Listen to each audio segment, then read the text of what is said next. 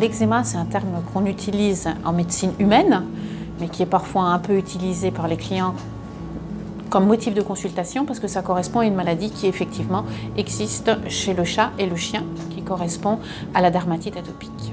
Alors il faut savoir que cette maladie, elle est ultra fréquente chez le chien et elle se manifeste par des plaques rouges qui démangent et qui sont principalement localisées dans les zones de plis. Plus de la moitié des chiens qui viennent en consultation de dermatologie à l'école vétérinaire viennent pour une gestion de la dermatite atopique. Donc oui, c'est une maladie fréquente. C'est une maladie qui a une composante génétique, mais qui peut être aggravée par des facteurs environnementaux chez certains individus. Autrement dit, ça peut être aggravé par l'alimentation chez certains, par les puces qui peuvent être un facteur déclenchant de cette maladie.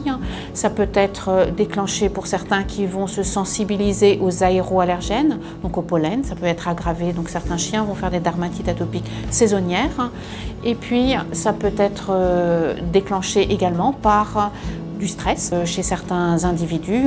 Ça peut être l'environnement avec les polluants. Au départ, ça ne gratte pas nécessairement, en fait, la dermatite atopique. Ça gratte quand on a les poussées inflammatoires, mais on peut avoir des signes précoces de dermatite atopique et ça ne gratte pas. Donc, on peut mettre en évidence cette maladie-là chez le chiot. Et le chat, c'est différent. En fait, quand il va exprimer la maladie, il va l'exprimer d'emblée de façon inflammatoire. Clairement, c'est pas une maladie dangereuse, c'est pas une maladie qui met en jeu le pronostic vital, mais c'est une maladie qui est totalement inconfortable.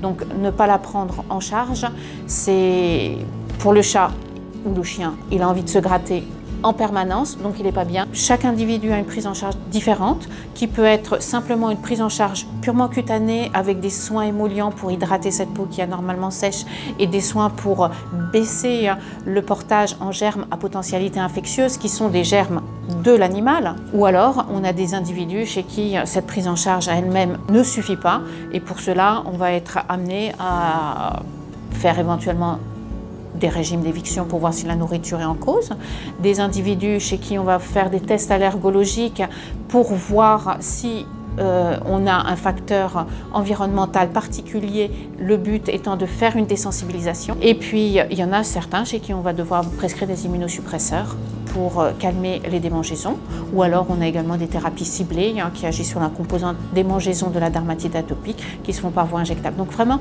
la prise en charge de cette maladie dépend de l'individu. Donc le diagnostic, il est souvent très facile, par contre la prise en charge, elle est individuelle.